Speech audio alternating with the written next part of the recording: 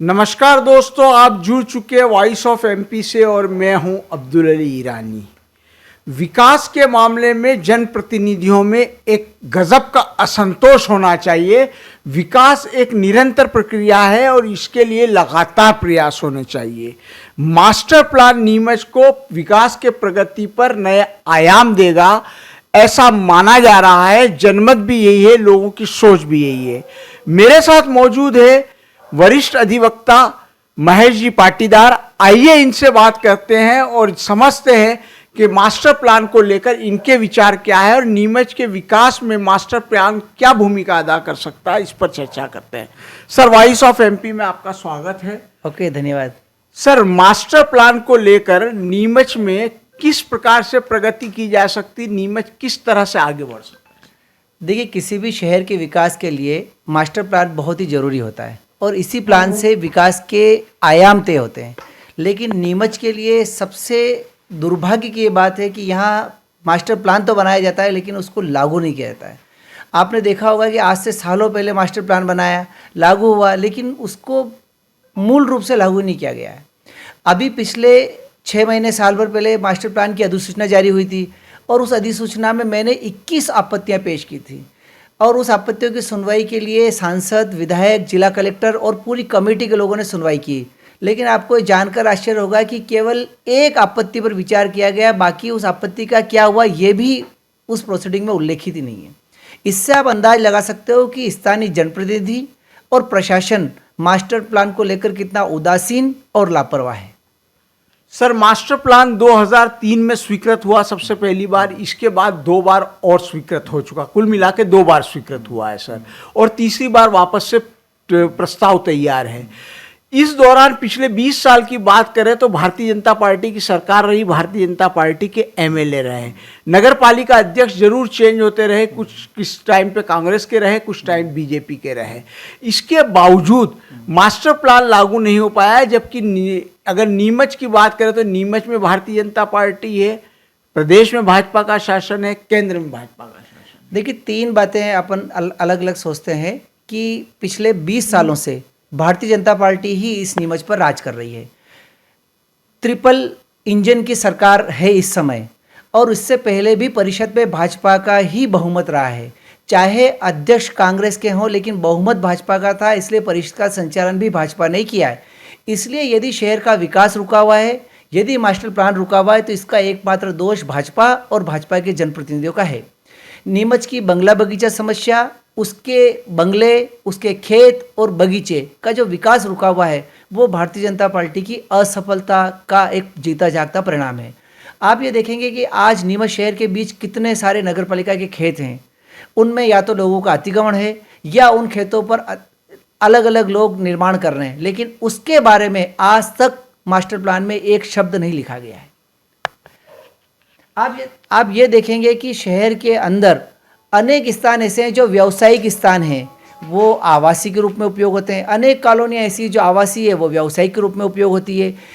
शहर में जिन ऊंचाइयों की बिल्डिंगें बनना चाहिए उससे बड़ी बड़ी बिल्डिंगें अवैध रूप से बनी हुई है। जो अनुमति लेने जाते हैं उनको अनुमति नहीं मिलती है। इस प्रकार शहर का विकास तो रुका ही है और भ्रष्टाचार भी बढ़ा है।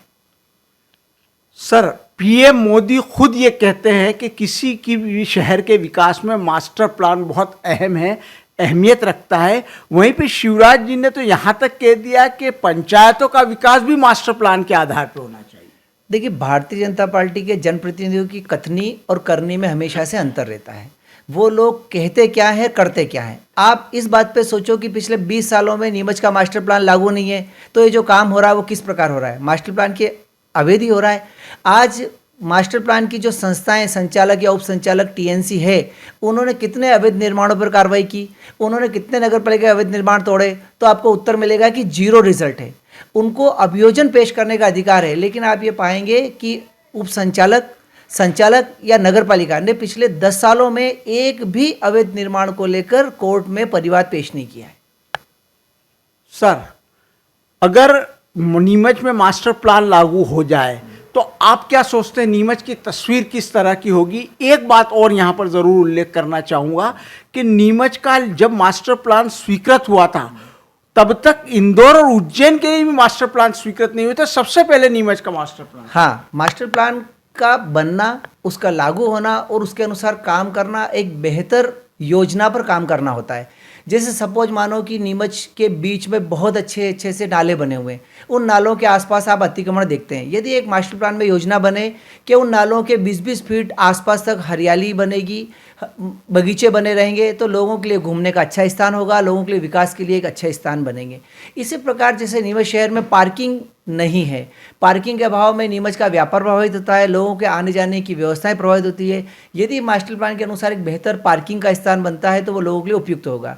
इसी प्रकार नीमच में खेल की व्यवस्थाओं के लिए, जब आपने देखा कि केवल राजेंद्र प्रसाद स्टेडियम है, लेकिन उसके बाद आज तक कोई स्टेडियम नहीं बना हुआ और न कोई खेल की व्यवस्था है। इस प्रकार सारी व्यवस्थाएं चरमराई हुई है। सारी व्यवस्थाएं चरमराने से क्या हुआ कि शहर में घुमटियाँ बढ़ गई है, शहर में अतिक्रमण बढ़ गए हैं, इसके अलावा शहर में अवैध निर्माण बढ़ गए हैं। और मास्टर प्लान के योजनाबद्ध तरीके से काम नहीं होने से, अव्यवस्थित निर्माण से खूबसूरत शहर नहीं दिखता है।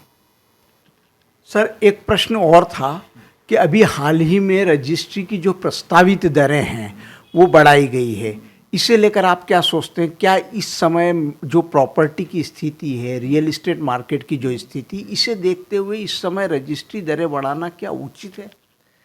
देखिए, रजिस्ट्री बढ़ाने के लिए काम, एक गाइडलाइन बनाने के लिए कलेक्टर की अध्यक्षता में एक समिति बनी होती है। उस समिति का जो काम होता है कि उसको जो पिछले 3 सालों के जो ट्रांजैक्शन है उसको प्राप्त करके उसके आधार पर रिकॉर्ड निकालना होता है।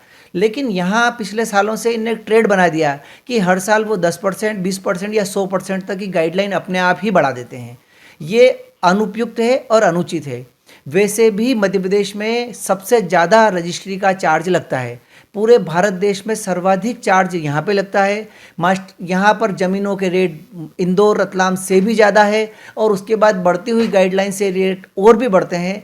इसका प्रभाव मध्यम वर्गीय और आम जनता पे पड़ता है। वो लोग ज़मीन नहीं खरीद पाते हैं। इसलिए मैं आपके माध्यम से ये कहना चाहता हूँ कि अनावश्यक की गई गाइडलाइन शहर के विकास को प्रभावित करेगी। अभी प्रॉपर्टी का जो स्थिति है वो डाउन स्थिति में, बहुत ज़्यादा खरीदार नहीं है सर, और साथ ही साथ रजिस्ट्री भी बहुत कम हो रही है। हाँ, बिल्कुल वाजिब बात है। आपने ठीक कहा कि पिछले 2-3-4 सालों से नीमच का मार्केट डाउन है और यहाँ पर मध्यम वर्गीय आदमी ने तो प्रॉपर्टी खरीदना ही बंद कर दी है। जो प्रॉपर्टी है भी तो या तो एक एक व्यक्ति के पास 4-4, 5-5 प्लाट हैं, उन्होंने भूमाफियाओं के रूप में खरीदे हुए हैं, इसलिए रजिस्ट्रियाँ हो रही है। अदरवाइज नीमच के प्रॉपर्टी में आम जनता के कोई हिस्सेदारी नहीं है। महेश जी पाटीदार ने बड़ी बात बोली। सबसे अहम बात जो उन्होंने कही वो ये कही कि जो नीमच का मास्टर प्लान यदि लागू होता तो पूरा नीमच बहुत सुव्यवस्थित दिखता, बहुत सुंदर दिखता, लेकिन राजनीतिक इच्छा शक्ति की कमी, जो बार बार लोग कह रहे हैं कि जो हमारा नेतृत्व है, जो जनप्रतिनिधि, इस और कतई गंभीरता से काम नहीं कर रहा है। दूसरी बात, जो रजिस्ट्री की गाइडलाइन को लेकर उन्होंने बोला, ये सबसे अहम बात है। बड़ी बात निकलकर सामने ये आई कि नीमच में रजिस्ट्री की जो दरें हैं वो पूरे मध्य प्रदेश बल्कि पूरे भारत में सबसे ज्यादा है और यहां पर रजिस्ट्री की दरें बढ़ाने का कोई औचित्य नहीं दिखाई देता।